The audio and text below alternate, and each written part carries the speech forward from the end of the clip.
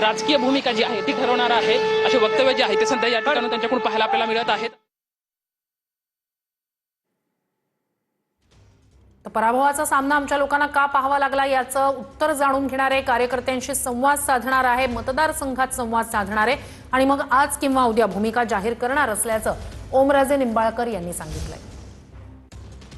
तर fathers day निमित्तानं खासदार ओमराजे निंबाळकर यांची एक पोस्ट समोर आली आहे। काल कोर्टात विरोधात निकाल लागला आणि त्यानंतर आज फादर्स डे निमित्तानं ओमराजे निंबाळकर यांची एक भावनिक पोस्ट समोर येते। ओमराजे निंबाळकर यांनी फादर्स डे निमित्तानं एक भावनिक पोस्ट केलेली आहे। भोवताली दाटला अंधार दुःखाचा, जरी सूर्य सत्याचा उद्या उगवेल आहे खात्री, असं म्हणत फादर्स डे निमित्तानं ओमराजे निंबाळकर यांची ही भावनिक पोस्ट।